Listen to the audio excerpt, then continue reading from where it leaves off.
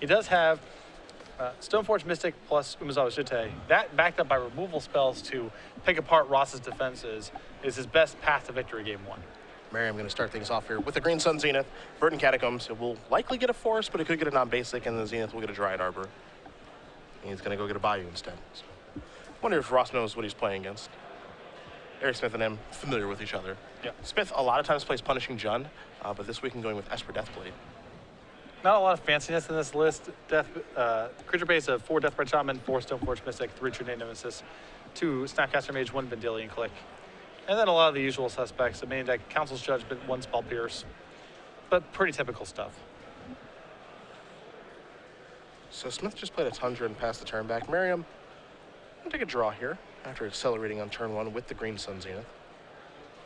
Let's see where he wants to move for turn number 2. Right now he has to be a little wary of Swords to Plowshares. Erik, with Plow in his hand, elected not to take care of the Dryad Arbor, willing to give Ross a little bit of mana. There's an Elvish Visionary. That'll go cantripping. See if Merriam has a land to play. And if Erik has Stoneforge Mystic at the ready, it makes sense for him to not fight over any of this stuff. He wants to save his Plow for something like Wirewood Symbiote, which can actually give Ross the tools to work around in Umezawa's Jite. The risk here, of course, is that allowing Ross to just do this on the second turn means Erik may not get a third turn. There's Swords Plowshares on the Ranger. So Merriam will gain a little bit of life back. Now Smith draws a copy of Caracas for the turn. There's an Underground Sea, and this is a Stoneforge Mystic. You have to imagine it's time to go searching for the Jite. It's Erik's best tool in the matchup, especially when supplemented by creature removal. And there it is. Umezawa's Jite to the grip. Now he's just got to get it into play, equipped and attacking, and it has to connect, of course. That part's hard. And not die. Yeah. Yes, I'll do this without dying this turn. And if you haven't seen Elves in Legacy before, turn 3 kills are typical. Ross may be going off as soon as this turn. Does not take much.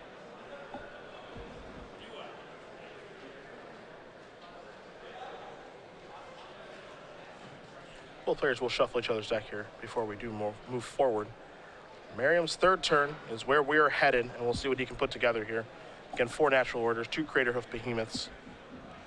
Not too difficult for him to actually kill this turn. He can get a little wild. This could also just be a glimpse turn, and there is a glimpse. So that's good to go. The green light is on, and let's see what happens. Quirion Ranger to start. So this is likely to be a setup turn, though if Ross finds Gaia's Cradle, this could be a full go-off turn.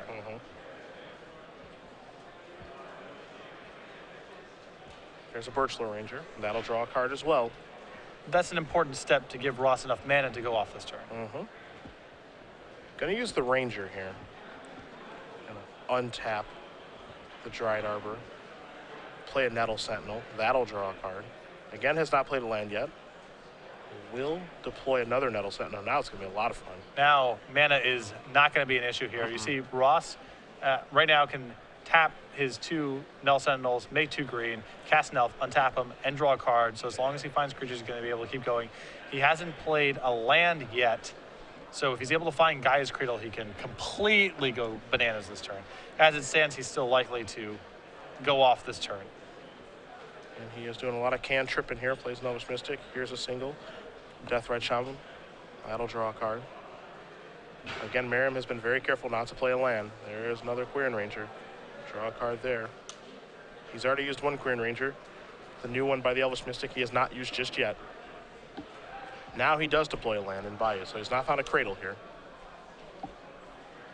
That's 2. This is now 3 mana.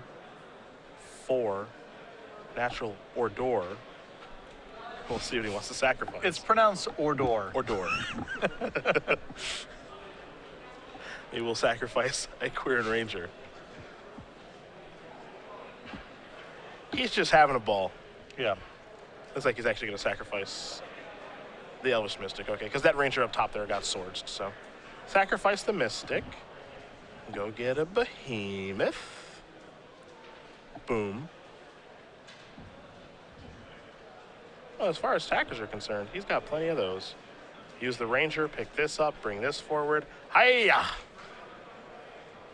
Whatever, it's just turn 3. Yep, No big deal. that's all it takes. It's a pretty low base. Ross started off the turn, I believe, with an Elvish Visionary and 3 mana, one of which was a Dryad Arbor. Ross Merriam's going to win game number 1 here over Erik Smith. Combo Elves defeating Esper Deathblade as we turn our attentions to the sideboard. You have Erik Smith in front of you. Gets to make some pretty substantial upgrades here. He has access to a Venser, 3 mana Mages, a Thoughtseize, a Force of Will, 2 Surgical Extractions, Spell Pierce, Fluster Storm, 2 copies of Supreme Verdict, a Vendilion Click, and 2 copies of Zealous Persecution. Zealous Persecution can be 2 mana Wrath of God against elves. Doesn't necessarily kill everything, but it's a great start for Erik. On top of Source of Plowshares and Umazawa's Jitte, that's a real game plan. I think he's going to want the extra Thoughtseize, the extra Force of Will, things to protect himself from Ross winning the game too quickly. And with Zealous Persecution plus additional creature removal, he has a very good chance of getting Umazawa's Jitte online. Other side of things, 3 Cabal Therapy, 3 Thoughtseize, 3 Abrupt Decay, a Sylvan Library, a Kasali Pride Mage, a Scavenging Ooze, a Viridian Shaman, a Progenitus, and a World Spine Worm. Here, I expect to see Ross board in some number of discard spells. I don't know which ones he wants between Therapy and Thoughtseize. I don't know how much he wants of the 6, but I expect to see some number of these cards and the Sylvan Library. I don't know if he's necessarily going to go to the discard. I think he's definitely going to bring in Abrupt Decay because the major fight here is over Umazawa's Jitte. That's the card he's most concerned about. And he can only side out so many creatures because he has to make sure that he has enough creatures left in his deck to enable all the synergies and make sure that Glimpse is effective and all that kind of stuff. So I think the Abrupt Decays, the Kasali Pride Mage, the Viridian Shaman, these are all good weapons, especially the creatures, because the creatures are, of course, creatures that he can find with Green Sun Zenith, the natural order, also trigger Glimpse, and also answer Umazawa's Jitte. And I think the Abrupt Decays are going to come in as well. I don't think there's that much in Erik's deck that Ross cares about other than Umazawa's Jitte and some creature removal spells. It's not really that effective to bring in creature removal spells, discard spells to fight the creature removal spells when they're replacing creatures in the first place. Do you think Progenitus will come in? Good natural order target. It's very hard for Erik to get it off the table. It's tough to say. It's one of those things where if Erik is bringing in just spot removal, Progenitus becomes very attractive. If Erik is bringing in sweepers like Supreme Verdict, Progenitus is a lot less effective. And I've talked to Ross about this at some length. He probably errs on the side of not bringing in Progenitus. In matchups where it's borderline, maybe some players want it, maybe they don't. Ross, generally speaking, errs on the side of not bringing in Progenitus. So I suspect he will not bring it in here, but I think there's a case to be made for it. Well, these players will finish shuffling up, and we will start the action in just a moment. We will talk about very briefly our Modern Premier IQs that are coming to the Open Series in, oddly enough, 2 weeks. Only 2. Only 2 weeks until we have these bad boys come up. The standard schedule will be changing, of course. We'll start, as usual, Saturday, 10 a.m., Standard Open, but Swiss only. And then we'll follow up with a Standard Open, Top 8 at 8, Legacy Open at 9, then Modern Premier IQs beginning at 10. And so Premier IQs are a new level of organized play we're rolling out. They're going to be $5,000 in cash prizes, 4 invites to the Invitational, additional prize support, top 4 invites, open points to everyone. We're going to be running these at every Open starting on Sunday in Baltimore. They're all going to be modern. They're all going to be starting at 10 a.m. They're not going to be receiving coverage. It's still going to be all about the Legacy Open on Sundays. But for your modern enthusiasts, we're going to have these at every Open starting in Baltimore. Now, you can also run Premier IQs at the store level or as a tournament organizer, the same way that you can run other levels of IQs as they currently exist. We already have some stores signed up. You can see in Tampa, Tacoma, Knoxville, Denver, and Roseville, Minnesota. If you're interested in signing up for these events, you can manage those resources the same way that you manage all your other IQ-related stuff. And again, $5,000 in cash prizes, 4 invites to the Invitational, Open Series points, additional prize support. These are going to be another big level of organized play that Star City Games offers, and we're going to be having them as modern tournaments every Sunday in the Open Series, starting in Baltimore in 2 weekends. I'm excited. I love Modern. I can't wait. And I know a lot of people have been clamoring for Modern, and we're glad we can finally bring it to you guys. We are very excited about this. It's been the most consistent piece of feedback that we've received about our organized play. Can we get some more modern events? Well, everyone, you've gotten your wish. Deathrite Shaman to start things off here for Smith. Off of just an Underground Sea, so no fetch land yet. We'll see if Merriam puts one in the graveyard here for Smith or not. And he will. Verdant Catacombs and a Deathrite Shaman for Ross. So remember, Ross's deck capable of going off on turn 2 with its best hands turn 3 is pretty consistent, so Erik does not have a lot of time to mess around here. Erik going to draw and cast a Ponder very quickly here. And keep in mind, Ross won on the 3rd turn in spite of getting hit with the Swords to Plowshares in the 1st turn. It's not like Erik provided no defense, no resistance. He killed a creature. Swords, cast Stoneforge Mystic for arguably the best card of the matchup, and Died. dead. I think his best card of the matchup is Zealous Persecution post-board. After sideboard, I have to agree. Umezawa's Jitte probably eventually wraps the whole thing up. Zealous Persecution may allow him to get there. Going to fire for Swords to take care of that Deathrite Shaman. Smith does have a copy of Zealous Persecution in his hand right now, so we'll see what kind of role that card plays as we move forward throughout this game. And I like the plow there. Try to pin Ross's mana development, and it's a 2-damage creature, so it's not like it gets swept away by the Zealous Persecution.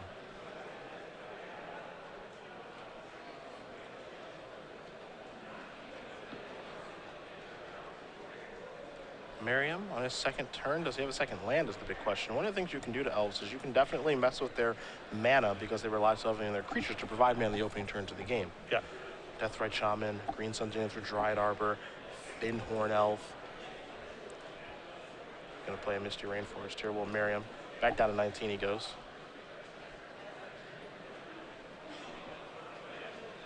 Let's see what land he wants to search up here. Typically, you'll find an Esper Deathblade 1 or 2 copies of Wasteland. Smith playing 2 copies this weekend. The mana is stretched in this deck, but it's all about power. Yeah. That's what this deck is all about. And with Deathrite Shaman, you can take certain liberties with your mana base. Savannah is the land that Merriam does search up with the Misty Rainforest. We'll see what he wants to do on his 2nd turn. It's as simple as an Elvish Mystic. Hand tripping. Gonna find Merriam a Zenith before passing the turn back over to Smith. Smith draws for the turn. It's time to go brainstorming, so that's where Erik will begin. A True Name, Thoughtseize, and a Stoneforge Mystic. You want to talk about power?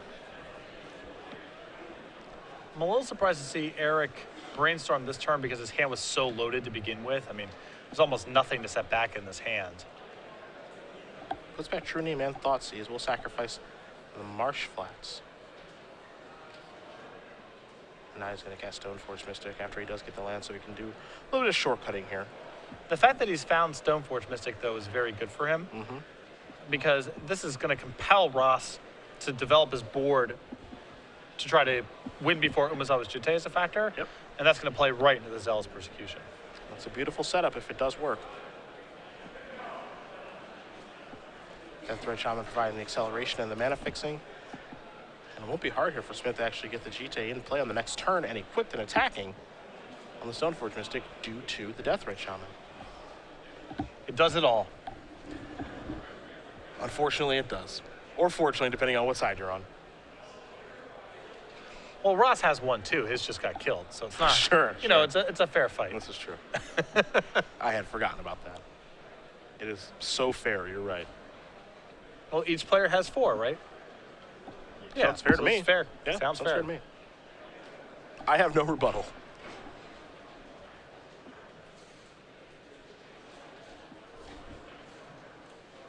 Let's see what Merriam wants to do in his 3rd turn here. Runner-up at our Legacy Open in Providence just a few weeks ago. Off to another great start here with Elves. And Ross may not know exactly what kind of trouble he's in. He may feel like he has 2 turns to go off, maybe. He's looking at 1 because of Zealous Persecution. Are we glimpsing, perhaps? We are not. We're in Ranger. There's a Dryad Arbor. Just going to pass the turn back. This is where things could get ugly. Zealous Persecution to draw. He already had 1. Now he's got 2. Yikes. The second one, unlikely to be a big factor. I think the first one ruins Ross, or Ross is able to do something next turn. Well, now with Quarian Ranger in play, the second one's a nice insurance policy because Ross can at least get the Dryad Arbor back. That's actually why I kind of like the second one in this situation. The first one is going to be very good. And the second one is going to be the backbreaker. So this is a good setup here for Erik. Able to pass the turn. If Ross does something threatening, tries to make a move, he has Zealous Persecution to probably blow the thing up at a moment's notice. In the event that he doesn't, he has Swords of Plowshares plus put in an Umezawa's Jitte at the end of the turn. I mean, it's a little risky to me to just let Ross do his thing here instead of just casting Zealous Persecution. The reason being is Ross plays a Cradle. If Ross were just to go Cradle, cast Natural Order, And get a Progenitus. yeah, it's like it's over. Yeah. Erik is not set up to be Progenitus right now, that's for sure. That is the risk he's taking with this line of play. It's a little bit scary.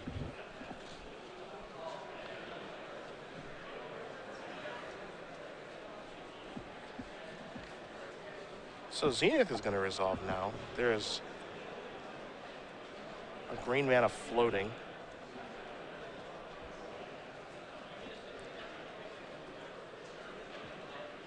I would be a little bit scared right now if I was Erik Smith.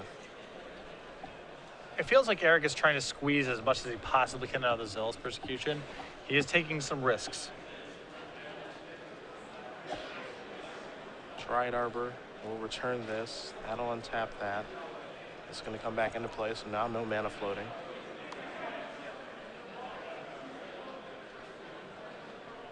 Now, if this ends up working, this could end up working out great for Erik, and I think this is the time when you pull the trigger. He could put a GT in right now, but I would prefer just to, kill the stuff. Yeah. Because the Wirewood Symbiote already hedges some amount against the Jite anyway. So just get it off the board along with everything else that Ross controls. Yeah, the only thing that Ross will be able to save here is the Dryad Arbor via Queer and Ranger.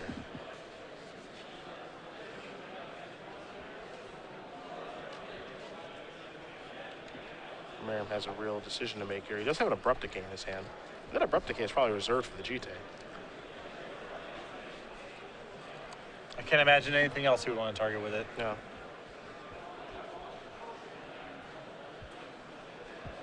So we're going to pick that up.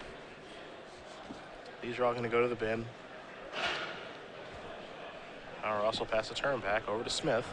I gotta say, for as powerful as that card is, Ross still has a full hand of cards. I mean, and he has an answer to that Umezawa's Jite for the time being.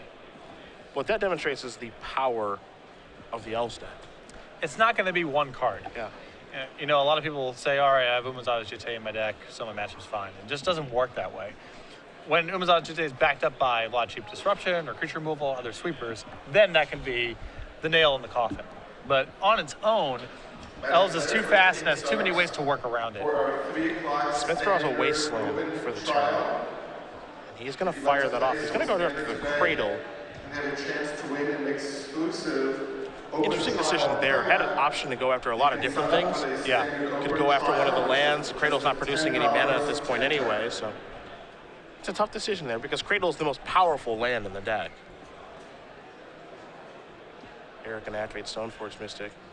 Put in the old GT, quickly on tap. There's a Flooded Strand. Gotta equip and try to connect. There's the Abrupt Decay. So GT no longer with us and no longer a problem for Merriam. And that is a cost for that Wasteland play there. Could have potentially cut Ross off in color of mana. And there is no second copy of Umezawa's Jite in Erik's deck. I don't believe there's any way for him to shuffle it back into his deck. So now he's got to fight kind of fair. He still has a Zealous Persecution as backup, some other stuff going on, but now things have gotten much harder. This Thoughtseize makes things difficult too. We talked about during sideboarding if Ross would bring this in or not.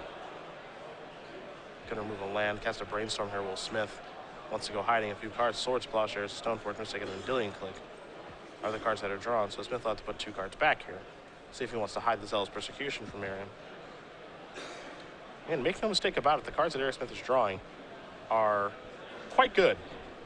They're quite good. He's had, again, all the tools he could really ask for. A fast Stoneforge Mystic. He's drawn both his copies of Zealous Persecution. But has not run away with the game by any stretch. And losing the Jite there is a really critical piece of the puzzle. Now Ross doesn't have to play around it for the rest of the game. He doesn't have to contort his play at all.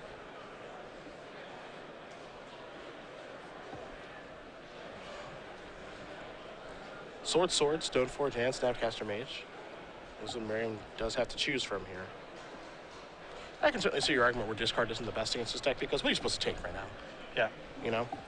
First of all, their deck has Brainstorm in it, but second of all, what are you supposed to take? I mean, taking Snapcaster Mage is fine. We have to overcome 2 swords. Well, there's a lot of spots where Eric's only have one significant piece. I don't think Ross cares too much about a random piece of creature removal here and there. It's cards like Zealous Persecution, Umazawa's Jitte, maybe Supreme Verdict that could be in Eric's list. Cards like that, that's where the concerns are. Zealous Persecution in the draw. I saw Merriam deploy a Sylvan Library and a Wirewood Symbiote.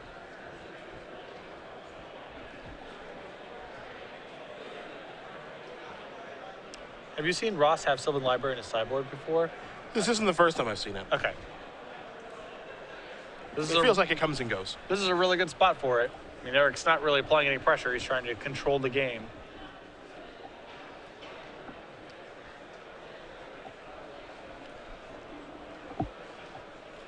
I don't think this is a situation where we see Ross, pay the 8 life. Going down to 8 when your opponent already has creatures on the table, including Deathrite Shaman, is a little bit risque. I don't think Ross wants to be in any huge rush to try to win the game here. Just try to exhaust all the resources, Yeah. if possible. Here's an attack for 1. Seems like it's a little easier said than done. There's another Stoneforge. Will we search? We will not. So just a boring old squire. Because Merriam's going to take a look at those cards from the library.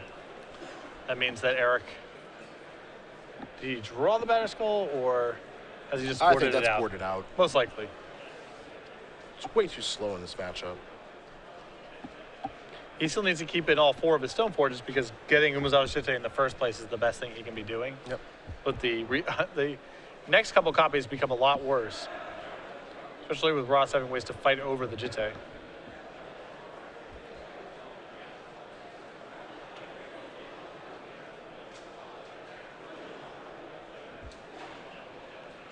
Well, what's Ross got now? A Zenith. This feels like an Elvish Mystic Zenith to me. Or excuse me, an Elvish Visionary, not the Mystic, I promise. There it is. At least that's what he's thinking.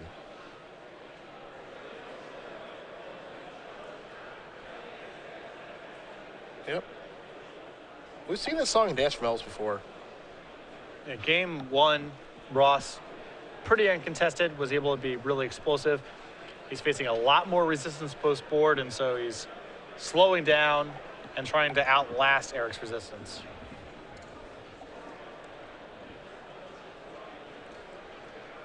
Can he grind him down? Cantrip. Looks like he drew a glimpse off that. Next turn could be some fireworks. Yeah, just reload. There's a Windswept Teeth. Pass the turn back. Over to Smith. Smith with a bunch of 1-2s. Vendilion Click was the draw. Here's the attack. I think the thing that makes this game really tough for Merriam to win, however, is that Smith has that Zealous Persecution. I think that's what makes it really tough. The first one was okay. I think the second one's going to be great. Well, this is the upside of bringing in the discard here. Although Zealous Persecution, even on this board, would be a little tough for Ross.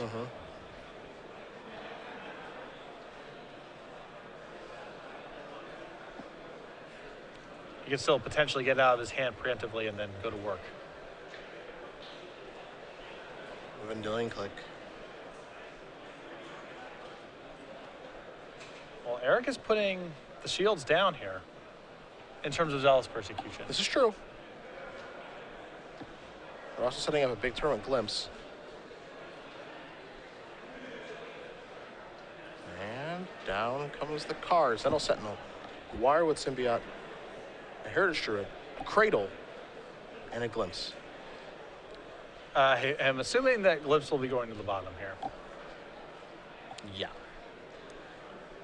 Oh, yeah. What's the mystery card?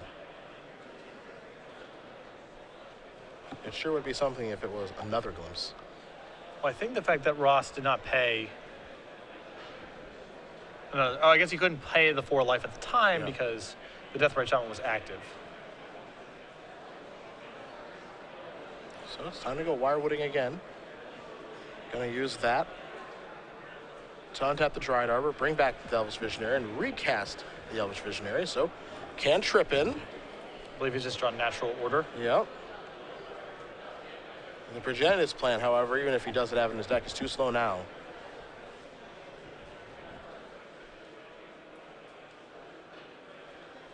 So I was trying to figure out what he can do to move forward here. I'm not sure there's an avenue for victory now. There's a lot of damage on the table. Given that Merriam is at 6, and there's a Zealous Persecution as well. Could it be as simple as just attack you from dealing click, Zealous Persecution, give your creatures -1/-1, but more importantly, give my creatures +1/+1, and then finish you with the old Death Right? Yeah, Ross has to win this turn because there's not going to be another turn.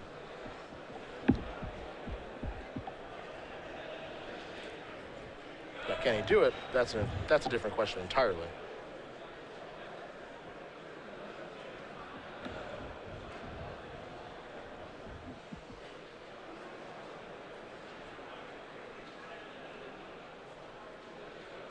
He's just going to deploy a bunch of elves. The way that Ross is playing it, he has it set up next turn that Natural Order would be lethal. There's ZP. That's going to kill a whole bunch of stuff, including Merriam, and he will concede the game. So Eric Smith is going to win game number 2 here over Ross Merriam, and we're headed to a third one between Esper Deathblade and Elves. It is impressive how much Ross was still able to play the game in the face of that level of resistance. It really required the second copy of Zealous Persecution to finally lock things up. And it was a slog. Yeah. But, you know, Eric did draw a lot of his sideboard cards. And one thing about Legacy, the sideboard cards are such high impact, as they should be. And there's a lot of cards in Eric's sideboard that do kind of double duty. That's the nature of the format, too. There's so many different decks that you have Zealous Persecution. Very good against Elves. Also very good against Death to Taxes. And just a bunch of random decks you're going to play against over the course of the day. We'll take a look at our Season 3 schedule as we are working our way into Season 3. I don't want to say we're deep into it, even though we kind of are. It's the third event. You know, it's not a longer season. It's a shorter one. Technically the fourth event if you count the Opens attached to the Invitational in Columbus. That was also Season 3 material. But you see Vegas, Portland, already checked off. Worcester obviously happening right now. 2 weekends, Baltimore. That's the one I can't wait for. I love Baltimore, so. I'm jealous. The first standard tournament of a new set is always really fun. Yeah, it really is. A lot of people brewing, trying new cards. Yeah. It should be an absolute blast. Take a look at our next series of events. We'll be in Kansas City, and then Dallas, then Syracuse, then Washington, D.C. Of those 4, Syracuse is a place I've never been before. I've driven through Syracuse before on my way to PTQs in Rochester and Toronto. Okay. But I never stopped, really. I'm hoping to maybe check out where the basketball team plays, and I imagine it has a very college town feel to it. It's not that big. I mean, driving through it on the New York, I can't even remember the name of these. There's basically a highway that runs all the way from basically New York City up west and then up north to Toronto, like Rochester, Buffalo, and so forth. Okay. And you just kind of drive through it. It takes about 2 seconds to drive through. It's not that large. Sure. I believe they play in the Carrier Dome, This is correct. and it's probably visible from the highway, I would guess. I know Jamie Park, a big fan, so. Yeah. These 4 dates, and then we're just going to close it out with our Invitational in Somerset. Pretty simple, straightforward stuff. Again, there are a couple of weeks off here because of M15 coming out and Gen Con taking place as well, so a shorter season because of those events. And we wrap it up with our Invitational in Somerset. We'll punch 2 tickets to our Players' Championship. So many trips to New Jersey. It's been Yeah. it's really nice. It really must be nice to be able It to is go really home nice. and see your family all the time. It is really nice. Yeah. If only you came from someplace sweeter, it would happen too, but instead, Somerset it is. I appreciate that. I really appreciate that, yeah. What do you know about Cleveland? You ever been? Yes. The When? Grand Prix. That was in 2002. That's the last time I've been there. Things have changed. The city's on the up and up. Okay. We have a casino. Yeah, definitely a sign of a city on a rise when they start putting the casinos in. We have a casino. Things in Atlantic City have been great since they brought in all the casinos. Dan Gilbert brought a casino with him. Wow. Good on him. He's creating jobs. Yeah, I guess. That's what he's doing. We have sports and passionate sports fans. And we have pretty good food, too. All right, you come on down sometime. I'll introduce you to the folks. Yeah, I would love to. I would honestly like to go. I don't think they really want to meet you, but I'll introduce you to the folks. Why would that be the case? You're not a very nice man, Patrick. My parents don't like people who trash talk Cleveland. Okay. So Fair enough. We're on the rise. They just built a casino. It's hilarious. we are on the rise. There are new jobs every day due to that casino. I haven't been yet. I have friends that actually work there from home. People in all sorts of illegal trades are now more gainfully employed because there's a casino in town. That's right. Times were tough. Times are less tough. Deathrite Shaman to begin things. Smith, I think, looking at his Swords of Plowshares. You got to get that thing off the board if you can. He's giving this some heavy thought, I think, on what land to search for, but he is going to Swords to Deathrite Shaman.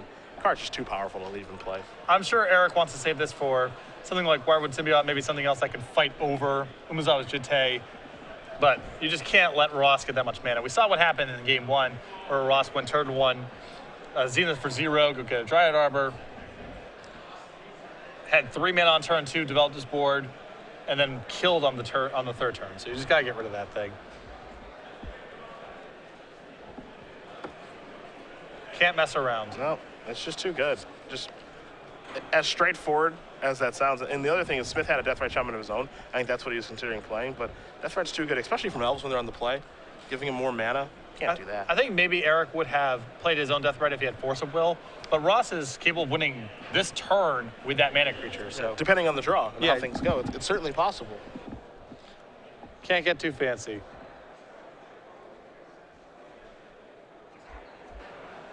Misty Rainforest for Savannah.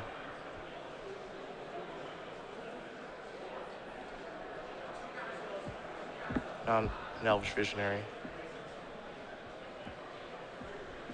See what Ross can put together here on 3rd and 4th turn. Looks like he drew a Thoughtseize before. Pass and turn back over to Smith. Smith did draw a copy of Force. Well, that could be a big draw here. There's your Deathrite Shaman. And he will just pass the turn back, leaving the mana up to be able to cast a Brainstorm if necessary. But this Thoughtseize means that potentially the shields are down. It's a great way to clear the path. Though Ross may just want to do a little setup here. He can play Wirewood Symbiote, replay his Visionary, draw some cards. It would be hard for him to have enough mana to go off this turn if he wants to Thoughtseize. And he can just kind of have a development turn here. Maybe try to go for the 4th turn. Looks like it will be a development turn. There's the Wirewood. Cradle. Pick it up. Replay it. Yes. Is it time for a discard spell? I don't know. Ross really doesn't have to do anything here. Doesn't care that much about Zealous Persecution. Even Supreme Verdict would be fine. It's Erik's entire turn. He loses the Deathrite Shaman. I think he can just wait and Thoughtseize when he's really ready to go. Well, we'll see if he cares about Zealous Persecution, because that was Smith's draw. He's got a Flooded Strand as well. He can, of course, already cast Zealous Persecution because Deathrite Shaman. There's your Strand. Big draw there from Erik. I like that Deathrite Shaman opens up such mana bases as Scrubland Tropical Island. Yeah, ever heard of it? I wish that Flooded Strand would go get a Volcanic Island. Yeah. Just, who cares? Right. Pick up the Mystic in a There's turn. no consequences. Yep. Just do whatever you want.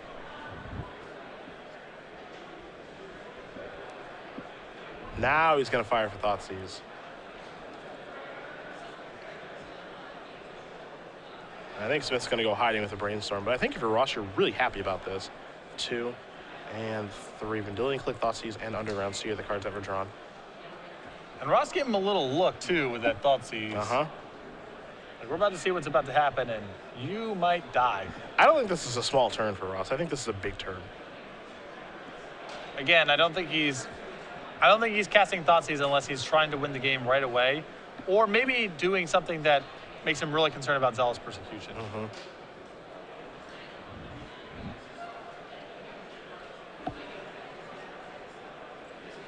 Thoughtseize so good at breaking serve, forcing the action from Smith to have to cast a Brainstorm, figure out what to put back.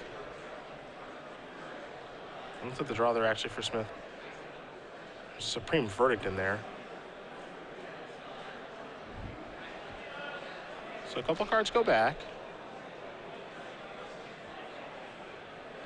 I wonder if we're going to see Force. Well, he's going to sacrifice here. Might see Vendilion Click too.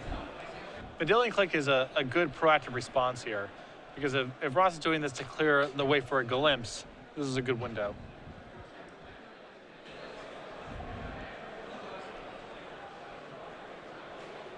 So shuffle it with the Brainstorm.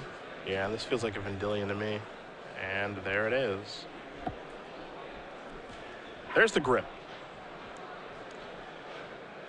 There's another Thoughtseize over there, a couple copies of Elvish Visionary. There's also Windswept Teeth. Looks like maybe one card off that we don't see. So this is the other alternative to Ross doing a Thoughtseize with the intent of going off, is casting a Thoughtseize when he has another Thoughtseize in hand. And then two cards are Cradle and Zenith. I like this play a lot from Russell, just because it forces the action. It's scary. It's a scary test spell. As we see, Ross wasn't even necessarily trying to go off this turn. No. Just doing it because he had a backup Thoughtseize, and let's just kind of see what's going on. It's kind of a regular, boring old turn.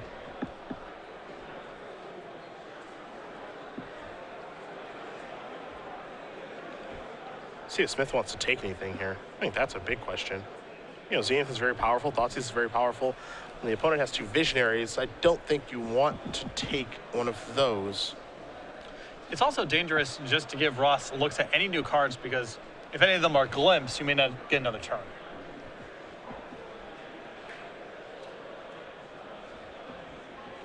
So there is, with hands like this urge to just say take nothing, even though there's a lot of power in Ross's hand as well.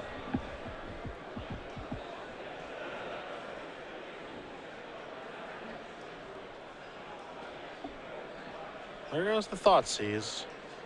Mystery card coming. And don't forget, Merriam's Thoughtseize still needs to resolve, but it's not going to. Force of Will.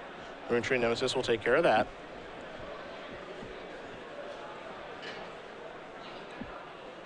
But don't forget, Merriam hasn't done much of anything yet this turn. Hasn't played land. All he did was lead up with the Thoughtseize. That's what caused all that action. And if Ross is, if Erik rather, is willing to force a will there, if I'm Ross, I have to believe Erik has one of the best cards in his hand. Something like Zealous Persecution, maybe he's drawn the Umezawa's Jitte, something, if he's willing to fight over that Thoughtseize.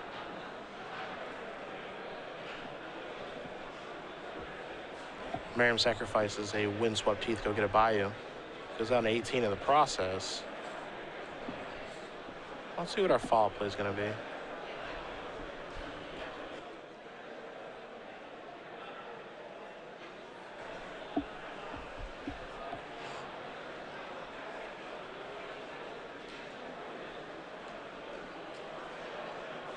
Looks like players making sure life totals are correct here before they do move forward. Yeah, Ross's Thoughtseize did not resolve. That was hit with a force of will. There's a Visionary. Here's another Visionary. So two more cards. Working towards a larger Cradle.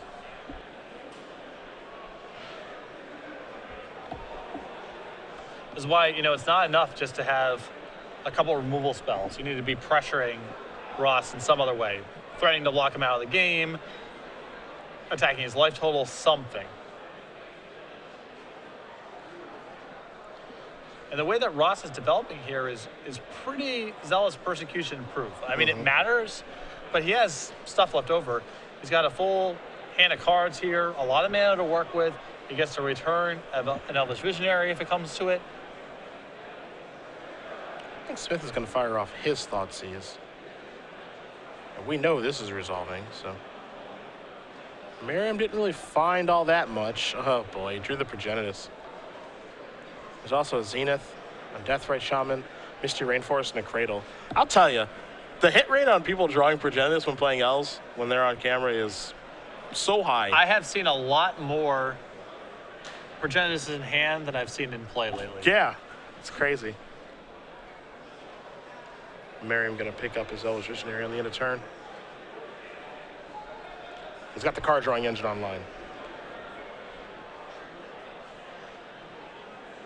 Not inconceivable that they can get to a point where he discards to hand size and all that. But Ah, yes, the backup plan. Everybody's favorite.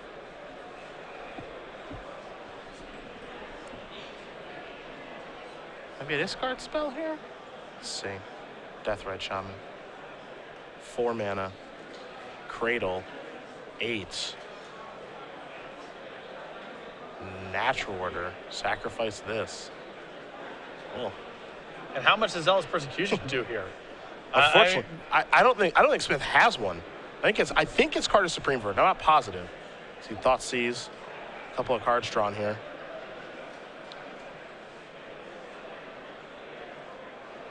I mean, Zealous Persecution would be good if he has it, but I don't think that he does. Well, I mean, we're going to find out either way in just a second. Yeah. That's for sure.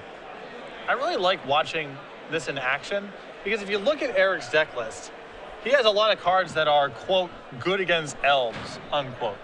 You know, he has Stone Forge, which was obviously 4 copies of Swords of Plowshares, some kind of broad-based anti-combo cards, Zealous Persecution, Supreme Verdict, but Ross is doing just such a good way of navigating the game in such a way to take the wind out of the sails of a lot of these cards. Erik needed a lot of sideboard cards to make Game 2 even competitive. And here in Game 3, Ross just ran over him. I'll tell you one thing, that is not the first time that Ross Merriam has grinded down a player who has better individual cards. But the combination of Wirewood, Symbiote, and Elvish Visionary is a lot to overcome. And you saw him just grind somebody out again doing that. And that's why Ross Merriam moves on to 4-0 with combos, defeating Erik Smith playing Esper Deathblade.